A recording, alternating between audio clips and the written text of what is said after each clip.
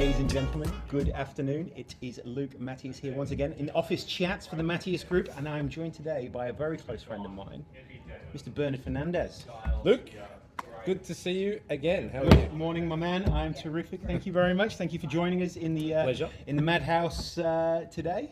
Welcome. We're in Port Melbourne. Bernie's office is actually just across the bridge there, which is nice. It's nice to have another businessman who can share ideas, and we can just sort of write off afternoons and have a coffee and things like that. It's nice sometimes. You need a bit of support. You need a bit of support in business. It can be very lonely sometimes. Yes. Bernie has got a business called Agero Group. How long has Agero been up and running? I'd say we were about 8 years. 8 years. And I remember we knew each other before Agero. Yes. What made you take the jump? What made you take that jump? I think it's part of my character to challenge myself. I don't think employment was the right place for me, and nothing challenges me more than having a business and balancing a family and all the personal things that come along with life. Beautiful. Bernie is a husband, a father to how many? Two. Beautiful. Very newly number 2 as well. And you still have time for work, and you still have time for play, and everything else. Yeah. You just got to make it. Yep, that's right. Fantastic. Some of your best advice. Tell us a bit about Agero. Well, Agero is a commercial builder. I run it. I have architectural background, and what we're able to do with my background and my business is provide commercial property advice to growth businesses that find their space and the buildings that they're in are a constraint to growth. So I get a lot of satisfaction and fulfillment in seeing the businesses that I work with, take that next step and continue their growth in their new facilities. Fantastic. And why are you here? As we all know, I've been blessed with this wonderful network of businesses and people, and we're being told left, right, centre. That's fine. I like the ocean behind. We can go. We can walk. It's a real office. People are here, right? Apparently, there's some work happening. Yeah. I don't see any of it. All I hear is nonsense. But that's all right. Why is Bernie around? Because I have a wonderful group of people who can add real significant value to my clients, my friends, my family. And if these people are in a case where they are looking at changing stores or growing or going from one office to another one, I know it's daunting. It's daunting, and unless you have a professional in that sort of space who can help handhold you through and tick all the little boxes and remind you what was that electricity called? Three-phase power.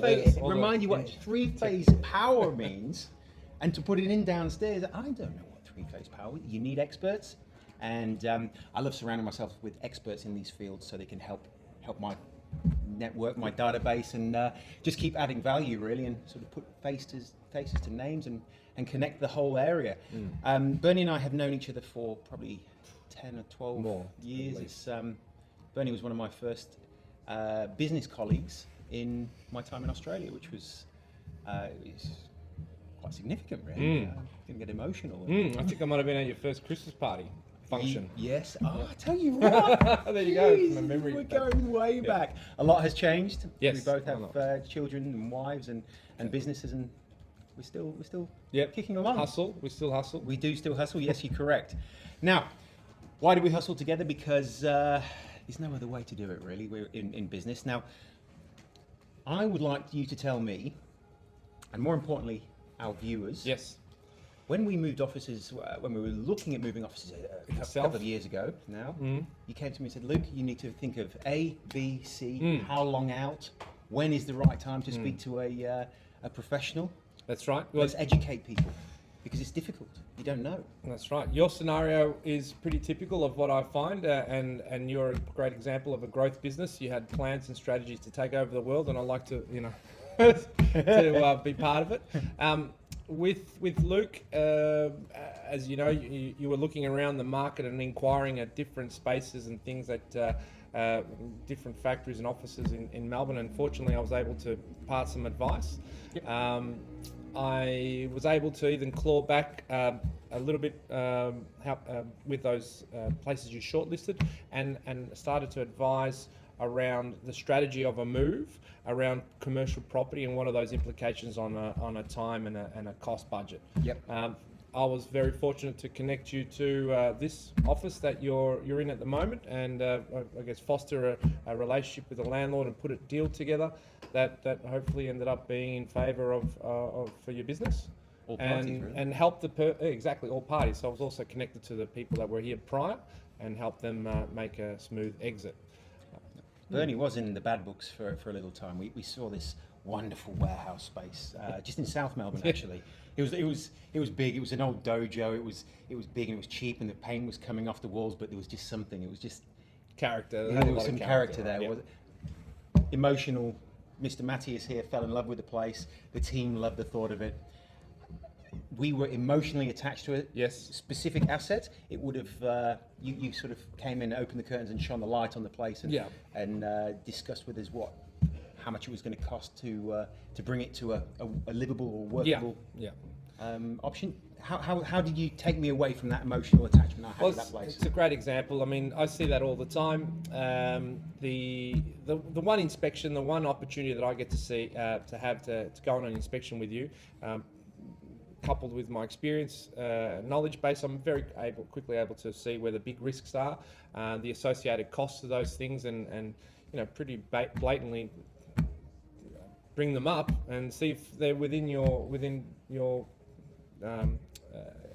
palette, I guess, your budget. So in that case, you were attached to the character space, and the practicality of it was that it was too expensive for what you wanted to do. Leave someone else's problem. Yes. So yeah. And the office to refit out the place to add value to what is someone else's asset. We were only leasing our office space. That's right. It became very apparent that we were doing someone else a big favour. Correct. And you steered us away, so we thank you very much. Yeah, no worries. I mean, it's great. I mean, I love to see the result, like I said. Yeah. How long in advance, if we're looking at moving a mid-size office, how long do we need to be speaking with professionals?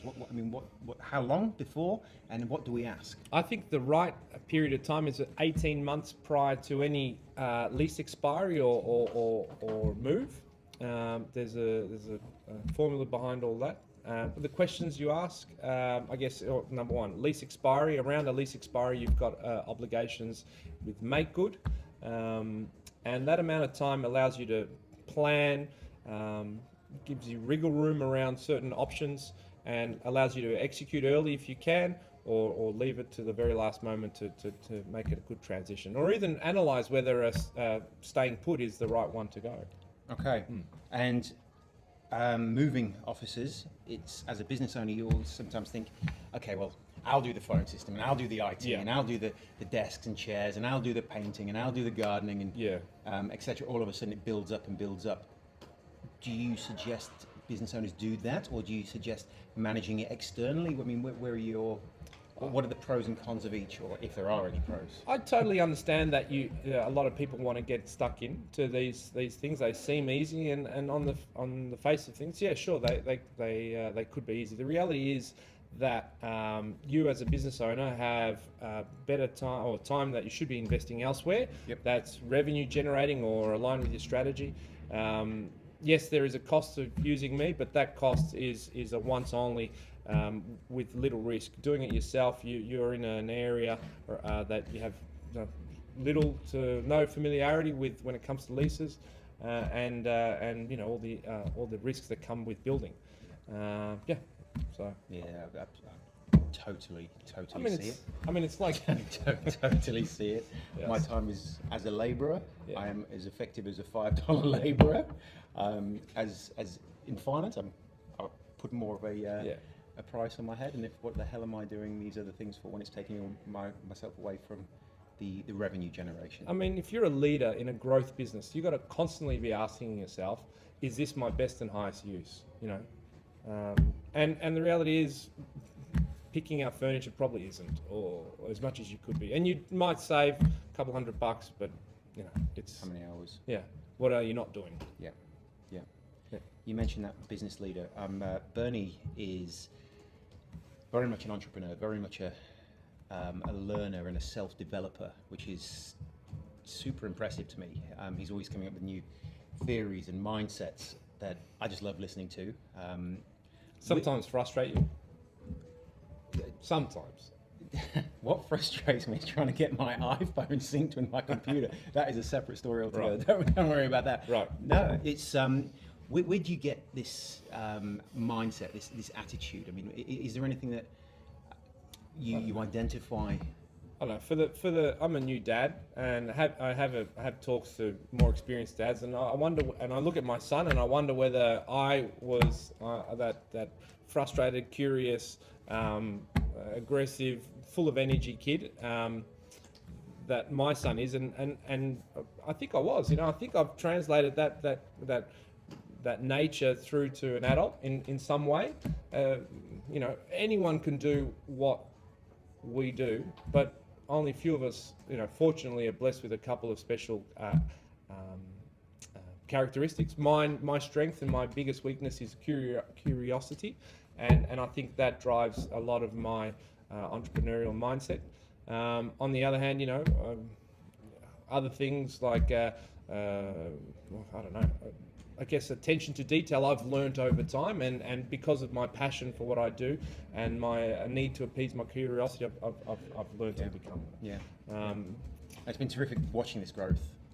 I've seen it from almost day one. It's been terrific. Some of the things, your methods around going around problems, and when we introduce you into our clientele, it's really good to see. Oh, good. It's really good to see. Now, how do you balance life as a father and life inside personally? Do you have methods? Do you meditate? Do you spend any time on self-development? What's your sort of take on all of this? It's definitely my ongoing battle. I've been fortunate to have been supported with my networks and some good literature, and what I do consciously is to analyze the habits that are in my life, and I'm generally mainly made up of pretty bad habits, but I look to improve those. So there's a great book out there called The Power of Habit. If you're watching, I certainly recommend you take it out and read it. And simply, the book analyzes a habit being three things: a cue, a process, and a reward. And also discusses that everyone's life is made up of countless amounts of habits. There's very little conscious things that you do. They're all driven down to habits. So you, as a person with lots of good habits, I can see that you wake up in the morning, and your cue when you wake up is to probably do a certain process which makes you feel good in the morning. Correct? Yes. Is it the super duper coffee that you take, or what's the first thing you do in the morning? Have a cold shower. Have a cold shower, yeah, and you wake up and you feel marvelous. So that's a habit loop that you've started, and you're conscious of. Yep. In the old days, when I was a young waiter, I probably had lots of bad habits, and I had my own bad habits. Right, we've all had bad habits. But just changing those. So as a dad, I try to find balance by looking at the time I spend at work and my work habits to make sure that those are improved and more efficient and more effective. I make sure that I give plenty of time to my family and look at those habits and make sure that they're improved. And personally, I obviously look at those things. I mean, I fight for time to give myself to do the right things, but that has to be, it's just a management of habits. Consistent battle, consistent process, consistent journey. It's a lot of fun though, isn't it? Yeah, and we'll continue on forever. Yeah, fantastic. Bernie is a close friend, a mentor, a shoulder to cry on, and a wonderful asset for my network. If anyone is even thinking from a retail outlet, moving stores to a huge, big conglomerate, we have worked on everything there and in the middle together. And in terms of my network and my go ahead, I'm very much a backer of you and a believer in what you do, and super proud to have you in my network. Thank you. I think it's fantastic, and isn't it ironic that there's so much that we align on, particularly with our client base, because they're seeing you for growth strategies. We want to, we want to launch something. We want to buy more assets, etc., etc. And then obviously about around the same time, they're probably running out of space somewhere, or looking to finance a new stage in their growth. So it's been really such luck, such fortune to have met you and to be able to work with so many great clients, especially you with the office space that you're in now. It's good fun. Thank you so much. Thank you. Good on you, Luke. Terrific.